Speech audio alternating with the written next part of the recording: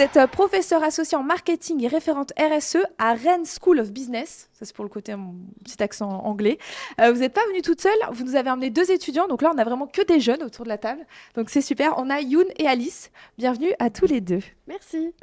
Alors, du coup, pour qu'on comprenne bien de quoi on va parler là aujourd'hui, ce qui pourrait être sympa, c'est que vous nous présentiez déjà dans un premier temps Rennes School of Business et son positionnement dans le monde des écoles de management.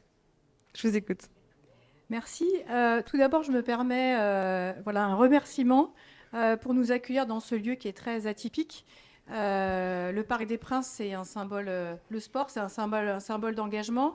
Ça va bien correspondre avec notre sujet, parce que l'engagement, il en est fortement question actuellement dans l'enseignement supérieur en général, dans les écoles de management aussi.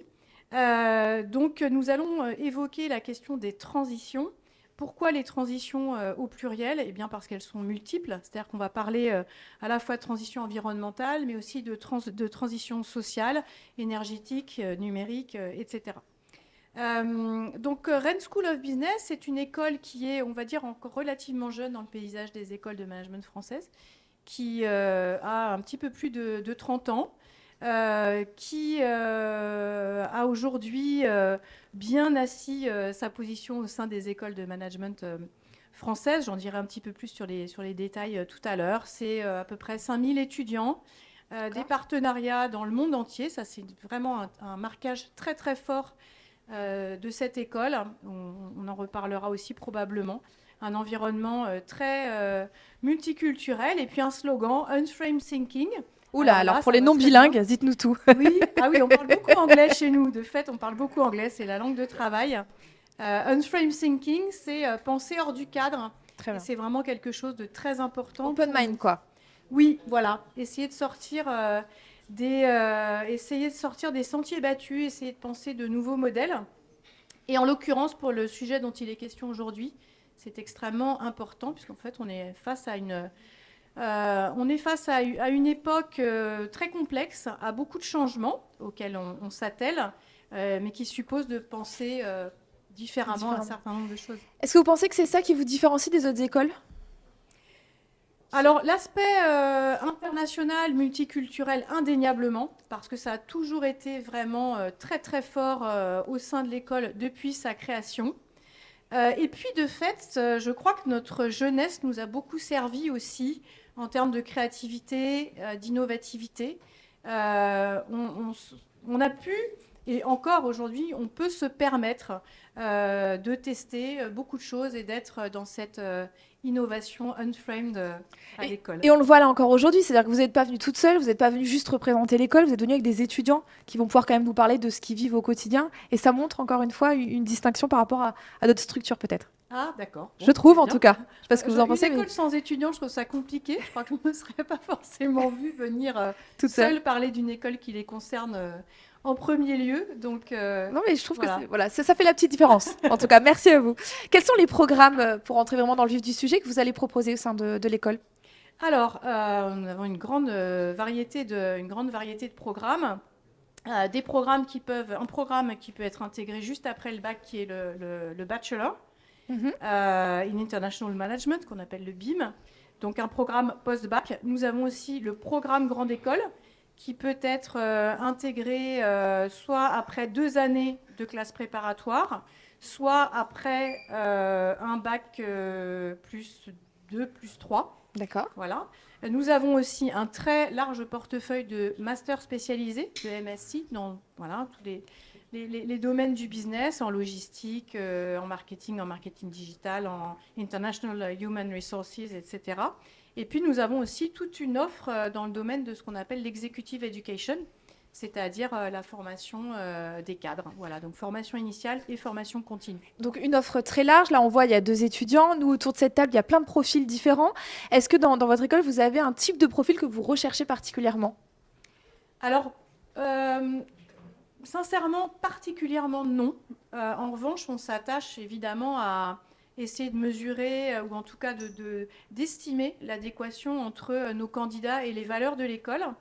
Nos valeurs sont notamment l'audace, évidemment, la créativité, mais aussi l'humilité, qui sont voilà, des valeurs importantes, et puis aussi la notion, bien sûr, de responsabilité qui prend encore plus d'ampleur aujourd'hui, et là encore, notamment par rapport au sujet dont il est question. Bah, Donc, justement, voilà. cette transition, comment vous faites pour aborder le sujet de la transition environnementale dans vos programmes?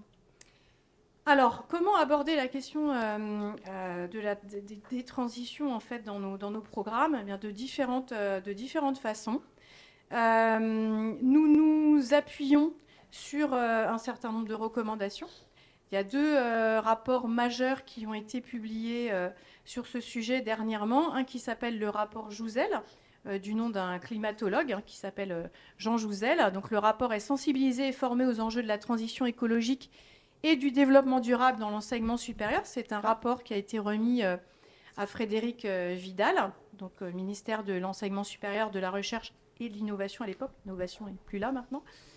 Qui a été écrit par un grand nombre de chercheurs et d'universitaires, appuyé aussi par le GIEC, le Haut Conseil pour le climat, etc.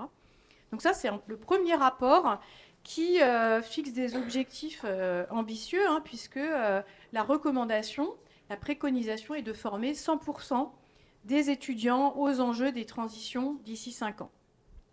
Un autre élément important, c'est la mobilisation de l'ensemble des parties prenantes sur ces sujets. C'est-à-dire que c'est vraiment un sujet qui doit mobiliser l'ensemble des acteurs pour lesquels la coopération est bien plus recommandée que la compétition, c'est-à-dire les autorités publiques, évidemment les établissements d'enseignement supérieur, que ce soit les universités, mais aussi évidemment les établissements, les écoles de management, toutes les communautés éducatives, les professeurs, mais aussi les étudiants, les diplômés, etc. Et ce rapport recommande aussi tout un tas de compétences qui sont vraiment très importantes pour aborder ces enjeux de la transition, notamment savoir appréhender les équilibres et les limites du monde, avoir une approche systémique, c'est-à-dire vraiment comprendre ces effets de corrélation et ces liens en fait autour des questions de transition, saisir les ordres de grandeur et les incertitudes, être capable d'une analyse prospective, savoir co-construire des diagnostics, des solutions, savoir évidemment utiliser les outils adéquats, et puis agir en responsabilité, un terme qui revient beaucoup. Et ce rapport, ce premier rapport, désolé, là c'est un côté un petit peu formel, mais qui est très important. Parallèlement à ce rapport, un autre rapport a été publié qui s'appelle Climat Sub Business, ou former les acteurs de l'économie de demain aux enjeux écologiques, et qui est un rapport qui a été soutenu, développé par le Shift Project, que vous connaissez peut-être, notamment Jean-Marc Jancovici qui est derrière. D'accord. Et là, c'est beaucoup plus ciblé sur les enseignements en gestion. Il y a un côté beaucoup plus opérationnel dans cet autre rapport, qui prône aussi évidemment la coopération multiniveau entre l'État, les directions d'établissement, etc., mais qui est très pragmatique en ce sens que dans ce rapport, on va aussi trouver des fiches métiers.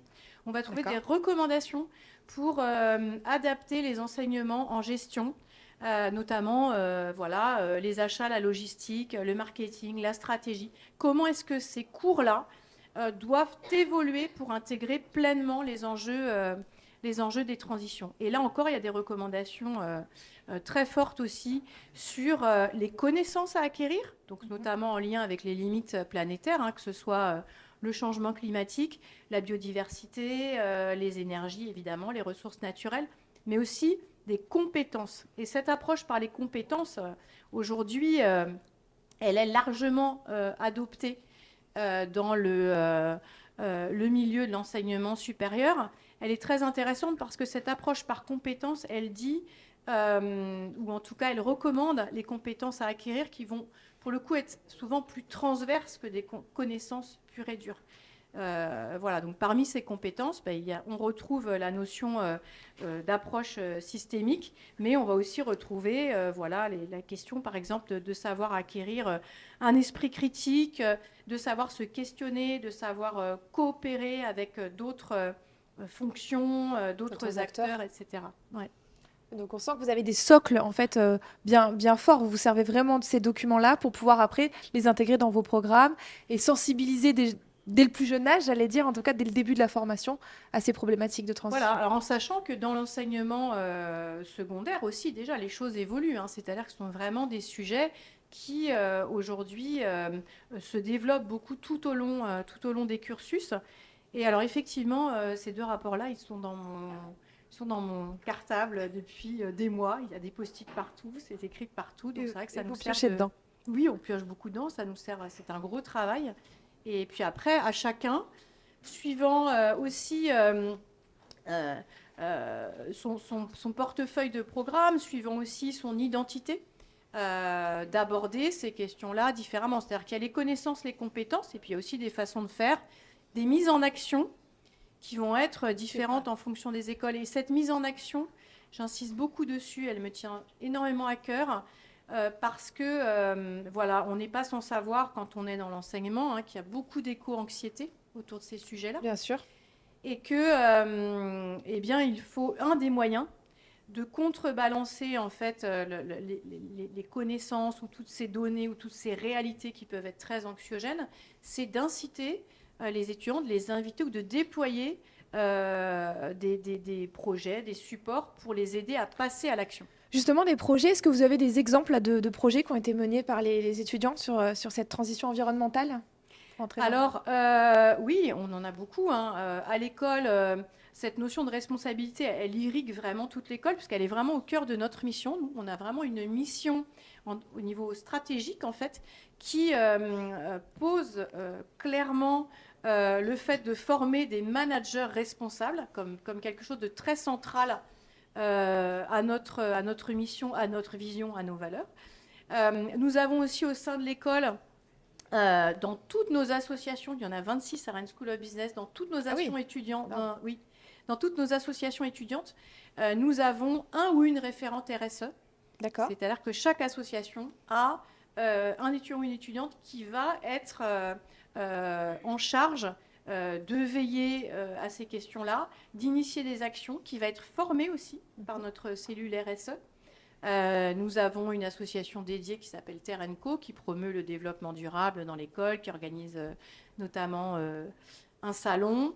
Et puis, nous sensibilisons l'intégralité de notre communauté, en fait. C'est-à-dire qu'en permanence se déroulent des sensibilisations, des formations pour nos salariés, pour les professeurs, voilà, vraiment pour l'ensemble de la communauté, pour que tout le monde aborde ces questions-là en ayant justement déjà une partie de ce socle de connaissances.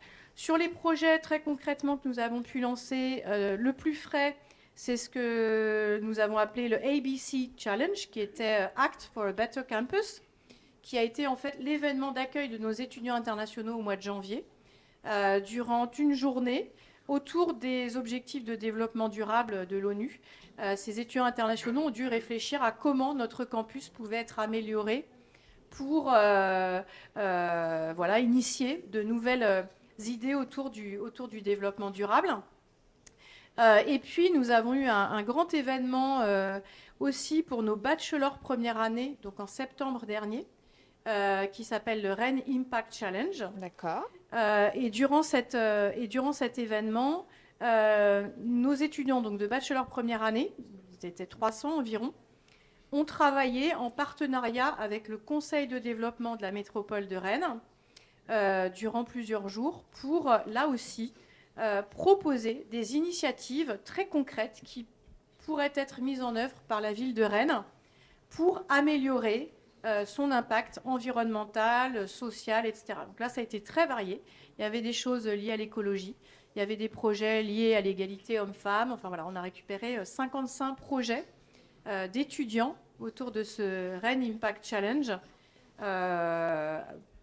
potentiellement mise en œuvre prochainement, voilà, pour faire évoluer la ville. Et puis, c'est peut-être l'occasion de laisser la parole à Justement, Alice. c'est ce que j'allais vous dire. C'est ça qui est bien, c'est que vous n'êtes pas venue toute seule. On l'a dit, hein, il y a Alice et Youn qui sont là avec nous. Donc, vous êtes dans des projets, du coup, j'imagine aussi. C'est ça, exactement. Donc moi, là, actuellement, je suis en deuxième année de bachelor. Ah ouais. Et sur cette deuxième année de bachelor, on va avoir 2 temps qui sont vraiment consacrés au thème RSE. Le premier temps, ça va être au tout début de l'année, le premier jour de la rentrée en septembre. On va avoir toute une journée qui va être dédiée à la fresque de la diversité. Donc, qu'est-ce que c'est la fresque de la diversité? C'est ce que je me posais comme question. C'est ça. En fait, on va être par groupe d'élèves toute Ouais. la journée et on va avoir un prof qui va être notre référent. Et tout au long de la journée, on va être accompagné sur des sortes de mini-jeux qui vont nous permettre d'intégrer des notions comme la notion d'inclusion, de discriminalité, que des notions comme ça, discrimination, pardon. Et en fait, on va nous distribuer des cartes en rapport avec l'inclusion, etc. Un peu Et comme on- un jeu de rôle, en fait. Non, pas vraiment. tout à En fait, fait. on va devoir trouver une sorte de suite logique dans ces D'accord. cartes. Et ça va vraiment nous permettre d'avoir une prise de conscience des enjeux de la société actuellement par rapport à ça. Et de voir comment on peut l'appliquer aujourd'hui dans notre vie personnelle, mais aussi dans notre vie professionnelle. Donc ça, c'est la fresque de la diversité. Et un autre projet qui est très présent en deuxième année, c'est le projet Reciprocity.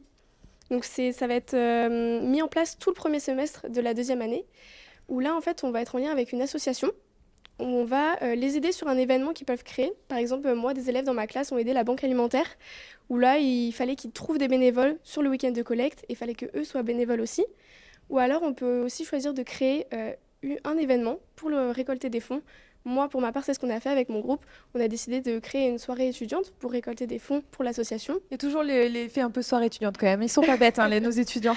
On allie l'utile à l'agréable. C'est bien. Exactement. Enfin, disons, c'est ce qui marche beaucoup, nous, en tant Bien sûr. qu'étudiants. Bien sûr. Et donc, l'association avec laquelle on a travaillé, qui s'appelle Jiggy Soli, intervient au Burkina Faso. Donc, D'accord. elle va aider les femmes qui sont dans une grande précarité Super. en leur proposant du travail dans un jardin partagé. D'accord. Donc de là, elles vont travailler, elles vont aussi créer des repas dans un restaurant solidaire. Ça permet après de redistribuer ces repas et ces produits à un faible coût pour les personnes qui sont en grande précarité. Et elles agissent aussi dans les orphelinats pour les enfants qui ont des problèmes, les enfants handicapés notamment, chose qui n'est pas très développée dans ces pays-là et qui est assez compliquée pour eux. Donc voilà, ça c'est le projet Reciprocity. Moi personnellement, c'est un projet que j'ai vraiment beaucoup aimé. Ça permet d'avoir une vraie expérience humaine, c'est très concret, c'est Oui, riche. ça, ouais. Et ça permet de voir aussi une prise de conscience des inégalités qu'on peut avoir dans le monde. Nous, ici en France, on a la chance d'avoir un bon système. C'est pas le cas partout et ça permet vraiment de s'ouvrir à autre chose que de rester fermé sur nous et notre vie personnelle. La maturité, on la sent dans le discours d'Alice. C'est ça que vous recherchez, c'est un peu que vous insufflez à vos étudiants. Parce que tu parles de prise de conscience et c'est un peu ça. On connaît les enjeux, les problématiques, on en entend parler. Limite, voilà, c'est un brouhaha quotidien qu'on a. Mais c'est ça qui manque aujourd'hui, c'est de prendre conscience de ces véritables enjeux, de ces problématiques. Exactement. En fait, quand j'évoquais la notion d'action, elle est importante. Alors dans le contexte que j'évoquais tout à l'heure, c'est-à-dire rester sur les simples constats, c'est très anxiogène. Donc elle ouvre la voie au possible en fait pour nos étudiants et nos étudiantes. C'est-à-dire, moi, à mon niveau, qu'est-ce que je peux faire par rapport à ces enjeux-là? Et c'est un beau compliment de dire qu'ils sont déjà très matures en deuxième année, ce dont je ne doute pas en l'occurrence pour Youn et Alice. Mais oui, je pense que, vous savez, on dit souvent qu'il n'y a que l'expérience qui est source de savoir, et je crois que c'est quelque chose d'important. C'est-à-dire qu'on peut passer des heures en cours, c'est important de Bien sûr. construire les socles théoriques, de donner les outils conceptuels, etc. Mais le passage à l'action, en plus, moi j'ai une approche pédagogique qui est souvent comme ça, les étudiants le savent, les mains dans le cambouis. Ce que je veux dire, en les mains fait, dans le hein, cambouis. ouais. C'est-à-dire avoir un temps où on va tester, peut-être et probablement rater une Échouer. première fois, apprendre, échouer, recommencer. Et sur ces sujets-là, alors en partie sur un projet tel que Reciprocity, c'est vrai qu'on a on a des étudiants et des étudiantes qui se confrontent globalement à des sujets pas faciles, hein. Le handicap, la misère, la pauvreté, la maladie, enfin voilà, il y a beaucoup de sujets de ce type-là.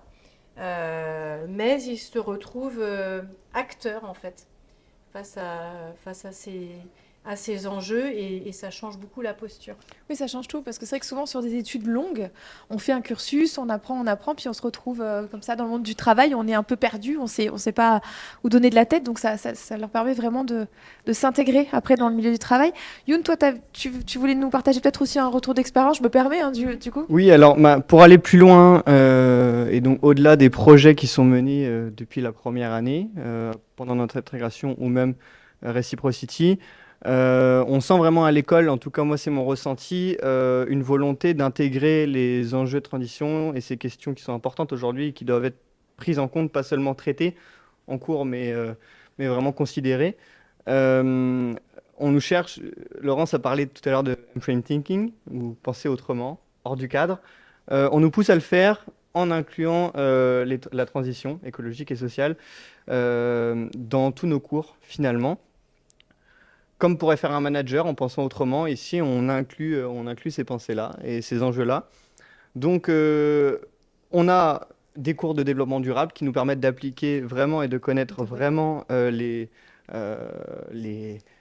petits détails, même jusqu'aux petits détails de ces enjeux-là. Et après, on nous pousse à inclure ces questions-là. Et je pense que c'est, pour ma part, ce qui m'a guidé vers mon sujet de mémoire, qui, en plus d'être appliqué à ce qui me plaît, donc le sport, là je suis au bon endroit, je crois. Ouais, je trouve que t'es plutôt pas mal. Donc voilà, j'ai réfléchi aux enjeux RSE et à la question de la RSE dans les clubs de football.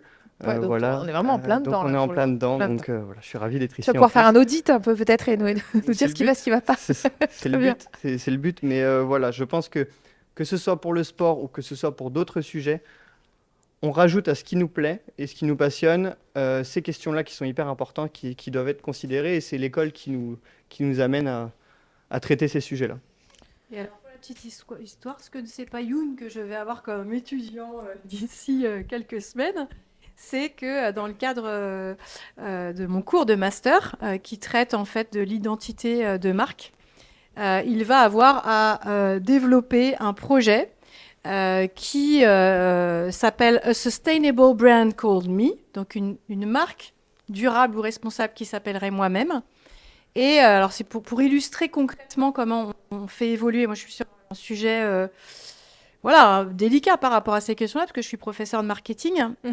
J'ai essayé vraiment depuis plusieurs années de beaucoup changer, profondément changer l'approche donnée à ces cours de marketing au travers voilà, des différents niveaux d'étudiants que je peux avoir face à moi à l'école, et notamment vraiment de prendre à cœur la notion de responsabilité. Alors, je sais que ça peut faire grincer des dents. Oui, bien Marketing sûr. responsable, on se C'est dit, ça. oula. C'était deux notions qui étaient un peu antinomiques. Oui, oui, Ouais, tout à fait, ouais, clairement. tout à fait. Et alors, comment est-ce qu'on aborde le marketing avec cette notion de responsabilité? Avec beaucoup de questions. Et pour revenir à ce que j'allais expliquer, bon là, par exemple, dans le cours où on va se retrouver avec Youn prochainement, moi, je fais partir les étudiants d'une réflexion sur leurs propres valeurs. C'est-à-dire qu'il y a un premier travail qui est de poser. Qu'est-ce qui, moi, étudiant, me tient à cœur? Quel monde je veux demain? À quoi je ne veux pas déroger? On part d'eux. Oui. Ils vont partir de leurs propres valeurs. Et partant de ces valeurs-là, et c'est important de les poser parce que parfois ces valeurs, eh bien, on finit par les oublier. On est pris, voilà, Par le tourbillon soit de la par vie. son entreprise, son stage, Ouais. les valeurs de sa société. Mais c'est vraiment dire, voilà, je vais prendre un temps de réflexion et je vais poser ce qui pour moi est essentiel. Donc évidemment, on retrouve beaucoup les questions d'environnement, d'impact social, de responsabilité.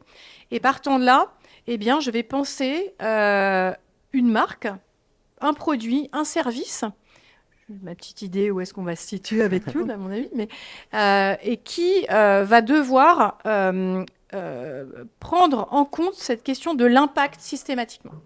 Voilà. Et jusqu'à la fin, jusqu'aux recommandations de mise en œuvre, de lancement, etc. Quel est l'impact de mon produit, de mon service? Quel est l'impact de mon message? Et moi, aujourd'hui, j'ai une posture, j'essaie en tout cas d'avoir une posture très humble par rapport à ces questions-là. C'est-à-dire que souvent, on réfléchit ensemble. Moi, j'essaie vraiment d'ouvrir les portes, les fenêtres, et de dire, ben voilà, il va falloir repenser ci, il va falloir repenser ça. Mais vous, quel est votre avis? Quels sont les leviers que vous pensez pouvoir actionner à votre niveau? J'essaie autant que possible de prendre des exemples dans le domaine des associations humanitaires. J'utilise très souvent voilà, l'exemple de l'établissement français du sang parce qu'avec le bureau des élèves à l'école, tous les ans, je viens en appui avec eux pour faire cette campagne de don du sang, de plasma, etc.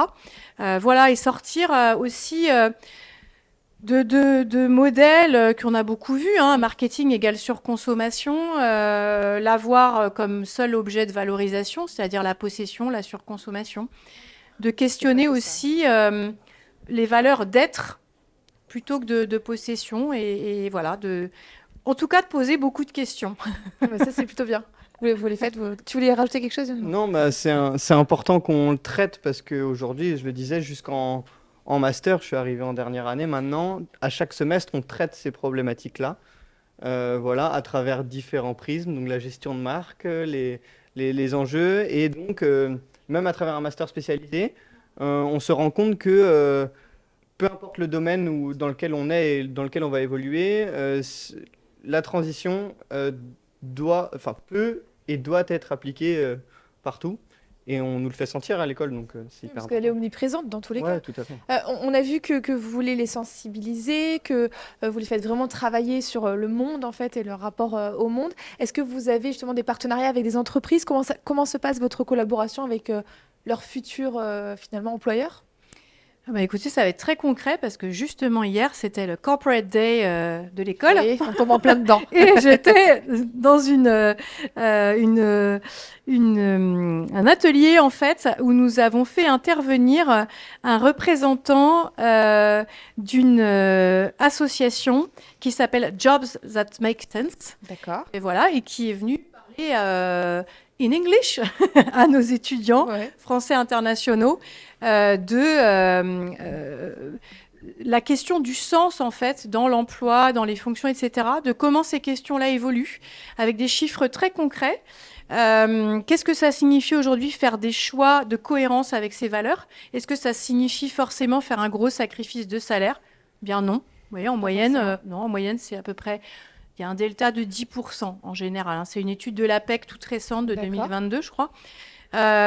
Donc voilà comment aussi on intègre les entreprises. On a des événements spéciaux dédiés, comme ces Corporate Days. Hein. Donc il y avait tout un tas de stands là dans l'école. Voilà, pour rencontrer les étudiants, proposer des alternances, des stages, des emplois. Nous organisons aussi des conférences. Nous avons des projets qui sont déployés conjointement avec ces entreprises. Il y a un des slides là qui passe sur lequel il y a quelques logos d'entreprises bretonnes avec lesquelles nous avons des collaborations. Grain de sel, qui est une marque de chocolat voilà, qui devient très visible aujourd'hui et dont la particularité, c'est une marque bretonne. Hein, je fais de la publicité pour la Bretagne. C'est bien, il faut. Avec le logo du PSG autour de Ça, moi. on les voit pas là, ils sont Je ne crois pas que j'ai le droit de prononcer le mot Stade Rennais ici, mais je vais le faire quand même. Ça Vous allez c'est être placé. Pas grave. Très bien. Nous avons donc un certain nombre de partenariats. Voilà, avec Andro Cosmétique, par exemple, qui est aussi une marque positionnée très fortement sur le cosmétique naturel, qui est en train de faire un tabac et qui intervient dans un de nos summer camps autour de la RSE. Donc vraiment ces points de contact là, voilà, c'est la force aussi c'est la force aussi hein, des écoles de management. On le sait, c'est-à-dire qu'il y a vraiment des réseaux très nourris, des temps de contact, des points de contact très nombreux. On a aussi beaucoup d'échanges avec nos alumni, enfin nos diplômés. Qui s'impliquent. C'est un vrai réseau en fait. Oui, c'est un vrai réseau. Ouais. Peut-être que pour conclure, on pourrait leur laisser encore une fois la parole. Qu'est-ce que vous donneriez comme conseil, comme petit tips à ceux qui nous regardent, ceux qui sont autour de nous, qui se posent encore la question, pour se lancer dans l'aventure et pour intégrer finalement l'école? Pour intégrer l'école, alors on parlait de profil particulier avec Laurence tout à l'heure. Effectivement, je ne pense pas qu'il y en ait particulièrement, à part ceux qui pensent autrement et ceux qui pensent plus loin qu'aujourd'hui et à notre futur. Donc, moi, c'est ce qui m'a attiré et je pense que c'est ce qui peut attirer plus d'un à l'école, c'est de penser autrement, voir les choses différemment. Et puis, c'est grâce à cette école-là qu'on construira notre monde demain. Donc, on a un beau discours, en plus des beaux messages. Merci Alice, tu voulais rajouter quelque chose? Non, pas grand-chose, je suis totalement d'accord avec Youn. Voilà, si vous voulez venir à l'école... Certes, on va avoir des cours, on va rester assis sur une chaise avec un professeur. Ça reste une école, ça reste une école. Exactement, c'est pas que ça. On a énormément de choses, des stages, des corporate days, comme Laurence nous en a parlé, des projets comme le Reciprocity, mais également d'autres projets qu'on a aussi en bachelor. C'est vraiment très diversifié et moi, c'est ce que je recherchais, donc c'est pour ça que je suis là aujourd'hui. C'est très bien. Vous vouliez rajouter quelque chose, Laurence, peut-être, pour conclure? Non, ils sont parfaits. Ils hein. sont bien. Hein. Je crois que c'est vraiment vous avez- le meilleur message qu'on vous avez bien puisse délivrer, leur laisser la parole. Bah, c'est très bien. Merci à vous, Laurence Forrioche. Merci à Youn. Merci. Merci à Alice. Quant à vous, vous l'avez compris, hein, si vous êtes open mind, si vous n'êtes pas étriqué et que vous voyez plus loin que le bout de votre nez, vous avez peut-être trouvé la structure qui va pouvoir vous accompagner. J'espère que vous avez eu toutes les réponses à vos questions. On a compris à quel point ces notions de transition, qu'elles soient environnementales ou sociales, sont primordiales aussi dans le cursus. Donc voilà, vous savez ce qu'il vous reste à faire. Merci à vous et à très vite.